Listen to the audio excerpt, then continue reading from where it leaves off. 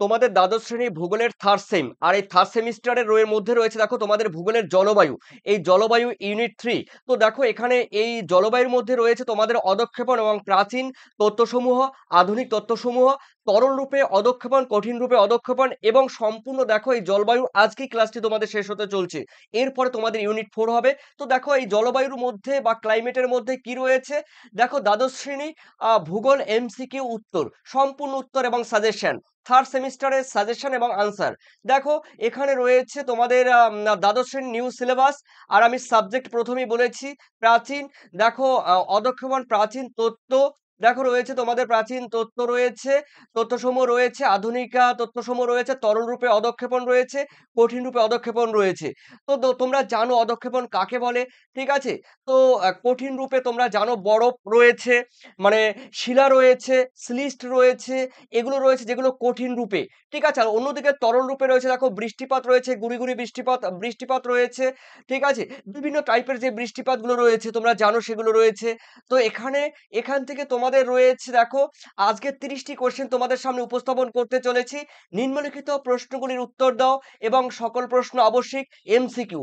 চলো দেখে নেওয়া যাক। দেখো প্রথম কোশ্চেন রয়েছে, আপেক্ষিক আর্দ্রতা কত শতাংশে পৌঁছলে জলীয় বাষ্পের ঘনীভবন প্রক্রিয়া শুরু হয় এবং মেঘের বিকাশ ঘটে। অর্থাৎ 100%, 100% আপেক্ষিক আর্দ্রতা হলে দেখো আর্দ্রতা পৌঁছলে কিন্তু বৃষ্টিপাত সংঘটিত হয়। অর্থাৎ তোমাদের D is the correct answer, C is the correct answer, C is the correct answer. Okay. তো এরপরে রয়েছে দেখো তোমাদের রয়েছে দুইয়ে, মেঘ জলকণায়, দেখো মেঘ জলকণায় পরিণত হয় দেখো যখন রয়েছে দেখো 0 পয়েন্ট, দেখো 0.1 মাইক্রোমিটার, এই 0.1 মাইক্রোমিটার হলেই কিন্তু দেখো মেঘ জলকণায় পরিণত হয়। অর্থাৎ B is the correct answer. এরপরে রয়েছে দেখো তোমাদের তিনে, বরফ ক্লাস তত্ত্বটি, আইস ক্রিস্টাল থিওরি, এই আইস ক্রিস্টাল থিওরি বা বরফ ক্লাস তত্ত্বটি কে দিয়েছেন, দেখো আলফ্রেড ওয়েগনার দিয়েছে, টর বার্জেরন দিয়েছে, ওয়াল্টার দেখো ওয়াল্টার ফিন্ডিসেন দিয়েছে। অর্থাৎ উপরের সবগুলি উত্তর কিন্তু উপরের সবগুলি। অর্থাৎ এই আইস ক্রিস্টালার থিওরি বরফ ক্লাস তত্ত্বটি সবাই কিন্তু দিয়েছে, তার মানে অল অফ দ্য অ্যাবাভ। এরপরে রয়েছে দেখো তোমাদের রয়েছে তিনে, তিনে বলা হয়েছে বরফ ক্লাস তত্ত্বটির শর্তগুলো কি কি। দেখো বরফ ক্লাস তত্ত্বটির শর্তগুলো আমি বলে দিচ্ছি। দেখো বায়ুমণ্ডলের তাপমাত্রা হিমাঙ্কের নিচে থাকা প্রয়োজন। আর রয়েছে দেখো, তারপরে রয়েছে দেখো বিতে রয়েছে তাপ বিযুক্তির হার অধিক হওয়ার দরকার এবং হিমায়ন ও আংশিক হিমায়িত হলে হবে। এরপরে এসে দেখো মেঘের নিম্নতল শিশিরাঙ্ক তাপমাত্রার কাছাকাছি এবং সর্বোচ্চ অংশটির ভূপৃষ্ঠের থেকে অনেক উঁচুতে অবস্থান করা দরকার, যে কোনো উচ্চতায় ঘটতে পারে। তার মানে উত্তর কিন্তু হবে যে কোনো উচ্চতায় কিন্তু ঘটতে পারে। তার মানে এটা কিন্তু ভুল, দেখো এটা কিন্তু ভুল। এখানে যা বললাম প্রথমটি সঠিক, দ্বিতীয় তৃতীয় এগুলো কিন্তু সঠিক। তো এখানে বলা আছে যে কোনো উচ্চতায় ঘটতে পারে, তার মানে এটাই কিন্তু ভুল, ঠিক আছে। বাকিগুলো কিন্তু সঠিক। চলো এরপরে দেখে নিচ্ছি তোমাদের পাঁচে, সংঘর্ষ সম্মিলিত তত্ত্ব, দ্য কলিশন কলিসেন্স থিওরি দিয়েছে কে, দেখো প্রকাশ করেছেন বোয়েন। অর্থাৎ A is the correct answer, Bowen. এরপরে রয়েছে দেখো তোমাদের পাঁচে, পাঁচে রয়েছে বৃষ্টি বিন্দুর বিকাশ হতে গেলে ঊর্ধ্বমুখী বায়ুর গতি প্রতি সেকেন্ডের মধ্যে কত থাকা আদর্শ বা আদর্শ পরিবেশ দরকার হয়। অর্থাৎ 1 মিটারের দেখো মধ্যে থাকলে কিন্তু আদর্শ পরিবেশ তৈরি হয়। অর্থাৎ বৃষ্টির যে বিন্দুগুলো রয়েছে সেই বৃষ্টির বিন্দুগুলো তৈরি হতে গেলে ঊর্ধ্বমুখী বায়ুর গতি দেখো প্রতি সেকেন্ডে ঊর্ধ্বমুখী বায়ুর গতি বেগ প্রতি সেকেন্ডে দেখো 1 মিটারের মধ্যে থাকলে কিন্তু বেটার হয়, এর বেশি থাকলে কিন্তু অনেক প্রবলেম হবে। তার মানে উত্তর কিন্তু ইজ দ্য কারেক্ট আনসার। এরপরে চলো রয়েছে তোমাদের ছয়ে, ছয়ে বলা হয়েছে দেখো আহ কোন অবস্থায় জলকণার ব্যাস গড়ে ড্যাশ মাইক্রোমিটারে পৌঁছলে অভিকর্ষ বলের প্রভাবে নিচের দিকে নামতে থাকে। এখানে হবে কোন, দেখো মানে কোন অবস্থায়, মানে বলা হয়েছে কোন অবস্থায় জলকণার ব্যাস দেখো গড়ে কত মাইক্রোমিটার পৌঁছলে অভিকর্ষ বলের টানে নিচের দিকে নেমে আসবে। এই জলকণার যে ব্যাসগুলো রয়েছে সেই ব্যাসগুলো দেখো কত হলে অভিকর্ষজ শক্তির প্রভাবে আমাদের এই ভূপৃষ্ঠের দিকে কি হবে, আমাদের এই ভূপৃষ্ঠের দিকে নেমে আসবে, ঠিক আছে? উত্তর কিন্তু হবে দেখো তোমাদের ১০০০ মাইক্রোমিটার, অর্থাৎ তোমাদের B is the correct answer. Okay? এরপরে চলো রয়েছে তোমাদের ৭, ৭ এ রয়েছে দেখে নিচ্ছি ৭। কত মিলিমিটারের কম ব্যাস নিয়ে পতিত জলবিন্দুর ঝিরঝিরে বৃষ্টি বৃষ্টি নামে পরিচিত? দেখো 0.5, এই 0.5 মিলিমিটার, অর্থাৎ C is the correct answer. এরপরে চলো রয়েছে তোমাদের ৮ এ। ৮ এ বলা হয়েছে বর্তমানে কত ধরনের অদক্ষেপণ রূপে বৈজ্ঞানিকরা উল্লেখ করেছেন? দেখো বর্তমানে মিনিমাম ৫০ ধরনের কিন্তু অদক্ষেপণের কথা বৈজ্ঞানিকরা বা আবহাওয়াবিদরা উল্লেখ করেছেন। এরপরে ৯ এ রয়েছে কোন ধরনের? দেখো কোন ধরনের মেঘ থেকে ঝিরে, ঝিরে গুড়ি, গুড়ি দেখো বৃষ্টিপাত সংঘটিত হয়? স্ট্রাটাস, দেখো রয়েছে স্ট্রাটাস, অর্থাৎ তোমাদের এ ইজ দ্য কারেক্ট আনসার। এরপরে রয়েছে দেখো তোমাদের ১০, বায়ুর ঊর্ধ্বগমনের প্রকৃতি অনুসারে বৃষ্টিপাতকে ভাগে ভাগ করা যায়? ৩ ভাগে ভাগ করা যায়। ঠিক আছে? এরপরে চলো তোমাদের রয়েছে ১১। ১১ তে বলা হয়েছে নিরক্ষীয় অঞ্চলে যে ধরনের বৃষ্টিপাত হয় তা হলো কি? দেখো নিরক্ষীয় অঞ্চলে আমরা জানি পরিচলন বৃষ্টিপাত হয়। পরিচলন বৃষ্টিপাত সংঘটিত হয়। আর পাহাড়ের ঢালে ধাক্কা খেয়ে যে বৃষ্টিপাত হয় তাকে শৈলক্ষের বৃষ্টিপাত বলে।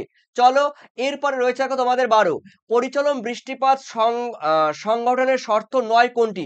এখানে ৯ বলেছে। দেখো বাতাসে পর্যাপ্ত জলীয় বাষ্প থাকতে হবে, এটাও সঠিক। ভূভাগ উত্তপ্ত থাকতে হবে, এটাও সঠিক। দেখো যোগান ও বিস্তৃতি জলরাশির উপস্থিত থাকতে হবে। অবশ্যই যোগান থাকতে হবে জলরাশির এবং বিস্তৃতি থাকতে হবে জলরাশির। পাহাড়ে ধাক্কা খেয়ে উপরের দিকে বৃষ্টিপাত হতে হবে, এটা না। এটা শৈলক্ষে বৃষ্টিপাতের ক্ষেত্রে এটা হবে। তার মানে এটা হবে না। আ তার মানে উত্তর কিন্তু হবে D is the correct answer. Okay? এখানে ৯ বলেছে। ৯ বলেছে মানে উত্তর কিন্তু পরিচলন বৃষ্টিপাতের ক্ষেত্রে শর্ত ৯, অর্থাৎ পাহাড়ে ধাক্কা খেয়ে যে বৃষ্টিপাত হয় এটা শৈলক্ষে বৃষ্টিপাতের ক্ষেত্রে সঠিক উত্তর হবে। পরিচলন বৃষ্টিপাতের ক্ষেত্রে কিন্তু সঠিক উত্তর হবে না। দেখো কোন মেঘের কোন মেঘের পরিচলন বৃষ্টিপাত সংঘটিত হয়? দেখো কোন মেঘে? কিউমুলোনিম্বাস মেঘের পরিচলন বৃষ্টিপাত সংঘটিত হয়। আর দেখো ১৪ তে বলা হয়েছে 4 o'clock রেইনফল বলা হয় কোন বৃষ্টিপাত অঞ্চলকে? দেখো নিরক্ষীয় বৃষ্টিপাত অঞ্চলকে। ৩টে থেকে ৪টের মধ্যে, দেখো ৩টে থেকে ৪টের মধ্যে দেখো যে বৃষ্টিপাত হয় তাকে কিন্তু 4 o'clock রেইনফল বলা হয়। এটা নিরক্ষীয় অঞ্চলে সংঘটিত হয়। এরপরে চলো রয়েছে তোমাদের ১৫। ১৫ তে বলা হয়েছে কি বলেছে? পর্বত বা মালভূমিতে ধাক্কা খেয়ে যে বৃষ্টিপাত ঘটায় তাকে কি বলা হয়? দেখো তাকে শৈলক্ষেপ বৃষ্টিপাত বলা হয়, অনেকবার বলেছি। আর শৈলক্ষেপ বৃষ্টিপাত আর পরিচলন বৃষ্টিপাত হতে গেলে কি, কি শর্ত বা বৈশিষ্ট্যগুলো রয়েছে সেগুলো দিয়েছি, তোমরা একবার দেখে নিতে পারো।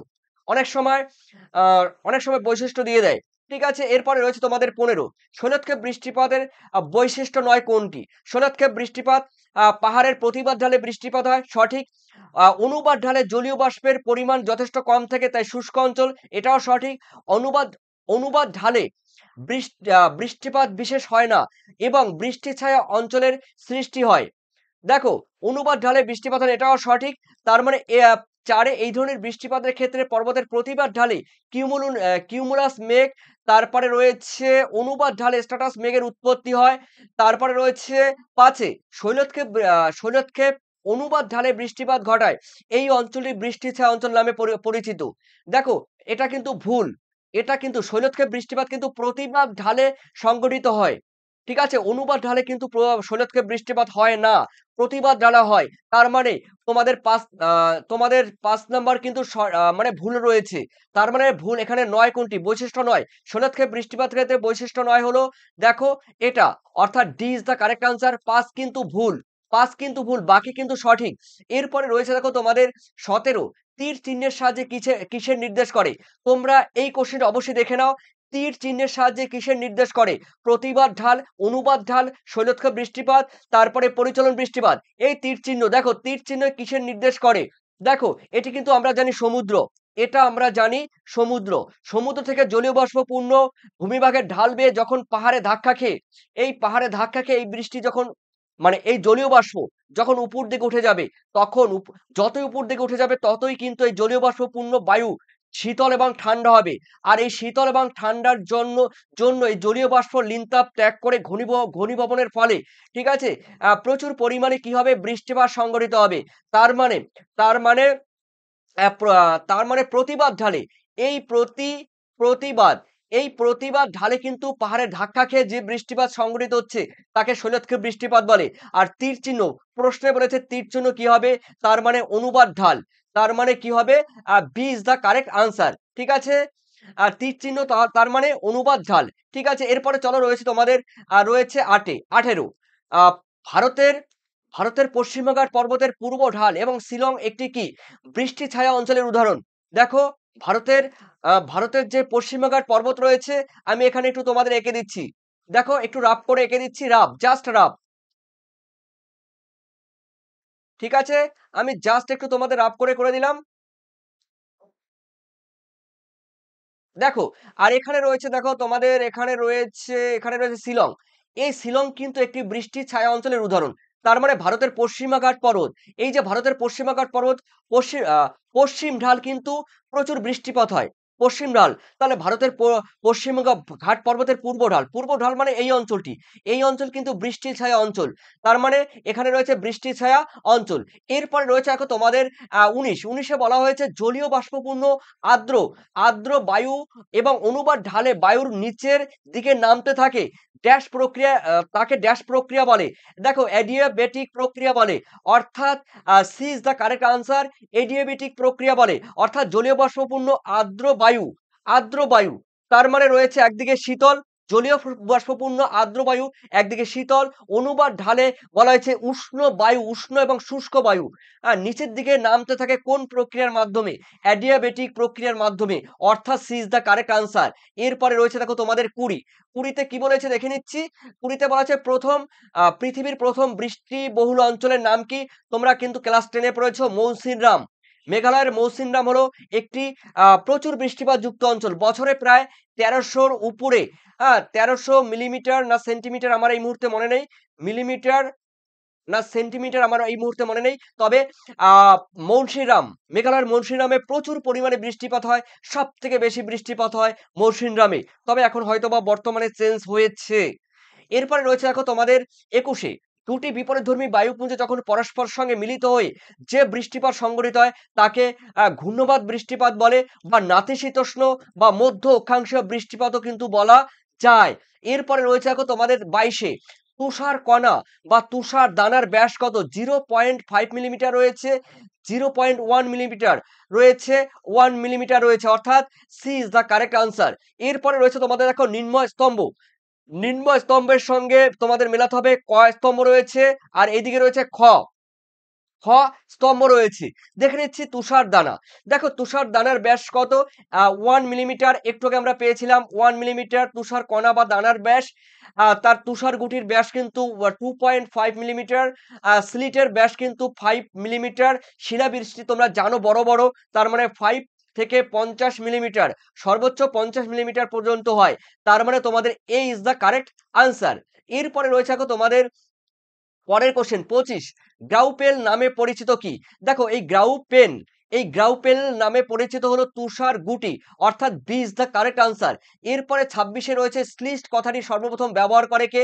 দেখো স্লিস্ট কথাটি সর্বপ্রথম ব্যবহার করে ইউ দেখো ইউনাইটেড স্টেটস নেশনস। দেখো সি হবে সি হবে উত্তর, United States nation weather service. অর্থাৎ তোমাদের C is the correct answer. আর আইইউসিএন এগুলো কিন্তু হবে না একটাও। এরপরে রয়েছে তোমাদের 27, স্লিট। দেখো স্লিট কি নামে পরিচিত? দেখো স্লিটের অপর নাম হলো বরফ গুটি, বরফ গুটি। অর্থাৎ তোমাদের B is the correct answer. এরপরে রয়েছে দেখো তোমাদের 28, পৃথিবীর বৃষ্টিপাতের সঙ্গে ছোট ছোট বরফ কণা ঝরে পড়লে তাকে কি বলা হয়? তোমরা জানো তাকে শিলাবৃষ্টি বলে। শিলাবৃষ্টি বলে বৃষ্টির সঙ্গে যে বরফের, ধরো বৃষ্টি হচ্ছে, এই দেখো বৃষ্টি হচ্ছে, এই বৃষ্টির সঙ্গে দু একটা বরফের যখন এরকম তোমরা বরফের চাই কিংবা বরফের দু একটা যেগুলো পাও আর কি বৃষ্টির সঙ্গে, সেগুলোকে আমরা কি বলি? শিলাবৃষ্টি বলি। এরপরে রয়েছে গো তোমাদের আর 29, গ্লেসের তাপমাত্রা কত? দেখো গ্লেসের তাপমাত্রা কিন্তু 0 ডিগ্রি সেন্টিগ্রেড। ঠিক আছে? অর্থাৎ তোমাদের 20 দা কারেক্ট আনসার। এরপরে দেখে নিচ্ছি ৩০ নাম্বার কোয়েশ্চেন 0 ডিগ্রি সেন্টিগ্রেড তাপমাত্রায় বৃষ্টির বিন্দুগুলির মাটি স্পর্শ করার সঙ্গে সঙ্গেই বরফ কণায় পরিণত হলে তাকে কি বলে? দেখো, তোমরা জানো যখন বৃষ্টি হয়, বৃষ্টি হলো ভূপৃষ্ঠে যখনই বৃষ্টি হবে, ভূপৃষ্ঠে যখন আমাদের একদম ভূপৃষ্ঠকে স্পর্শ করবে, তুমি যেখানে বসে আছো, যেখানে মাটি, যেই মাটি রয়েছে, ভূপৃষ্ঠ রয়েছে, ওই বৃষ্টির জল যখনই ভূপৃষ্ঠকে স্পর্শ করবে, তখনই কি হবে? বরফ কণায় পরিণত হবে। সঙ্গে সঙ্গে বরফ কণায় পরিণত হবে। তখন তাকে গ্লেজ বলা হয়। অর্থাৎ B is the correct answer. ঠিক আছে? B is the correct answer. এরপরে দেখো, গ্লেজের প্রভাবে ভূপৃষ্ঠে বরফে আচ্ছাদিত থাকে। ধরো এটা ভূপৃষ্ঠ। আমি একটু বলে দিচ্ছি।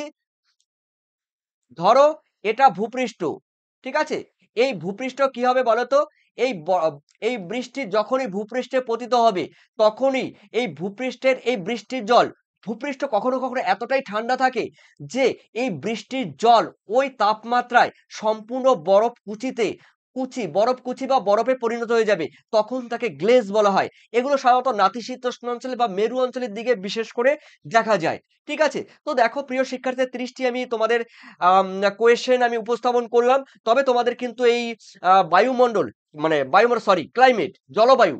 এই ক্লাইমেট বা জলবায়ু তোমাদের কমপ্লিট হয়ে গেল। এর পরবর্তী পর্যায়ে তোমাদের কিন্তু তোমাদের অন্য ইউনিটে আমি চলে আসব। তবে তোমরা যারা এখনো তোমরা এই পিডিএফ নেওনি, তোমরা থার্ড সেমিস্টারের জন্য তোমাদের হোয়াটসঅ্যাপ নাম্বার আমি দিয়েছি 7890404016। এই নাম্বারে যারা নেবে একদম পারফেক্ট নেবে, তারাই কিন্তু আমাকে হোয়াটসঅ্যাপে তোমরা হোয়াটসঅ্যাপ করে আমাকে জানাবে। আর অবশ্যই থার্ড সেমের জন্য তোমাদের থাকছে 115 টাকা পেমেন্ট করলে তোমরা সম্পূর্ণ পেয়ে যাবে। এবং তোমাদের সবাইকে যারা এই পেমেন্ট করবে তাদেরই কিন্তু পার্সোনাল হোয়াটসঅ্যাপ গ্রুপে যুক্ত করে দেব। আর ওখানে তোমরা পিডিএফ পেয়ে যাবে। আর পিডিএফ থেকে তোমরা কিন্তু ডাউনলোড করে নিতে পারবে, জেরক্স করে নিতে পারবে। পিডিএফ থেকে কিন্তু মানে মোবাইল থেকেও কিন্তু পড়াশোনা করতে পারবে। ওই পিডিএফ তোমরা জেরক্সের দোকানে নিয়ে গেলেও কিন্তু জেরক্স করে নিয়ে আসতে পারবে, কোনো প্রবলেম নেই। সেই হিসেবে কিন্তু এই পিডিএফ এর লেখাগুলো, টাইপগুলো সেরকম সাইজ করা হয়েছে। তোমাদের কোনো টেনশন নেই। থার্ড সেমিস্টারের জন্য ভূগোলের তোমাদের সম্পূর্ণ নিউ সিলেবাস অনুসারে কিন্তু প্রত্যেকটি চ্যাপ্টার ধরে ধরে বাছাই করা গুরুত্বপূর্ণ question triple star, double star করে তোমাদের দেওয়া আছে। যারা নেবে তারা কিন্তু হোয়াটসঅ্যাপ করবে। বাকি ভিডিওগুলো তোমরা ডেসক্রিপশন লিংক থেকে দেখে এসো। আর তোমাদের মূল্যবান কমেন্ট অবশ্যই কমেন্ট সেকশনে তোমাদের মনের কথা তোমরা খুলে বলতে পারবে। ধন্যবাদ তোমাদের সবাইকে। Thank you.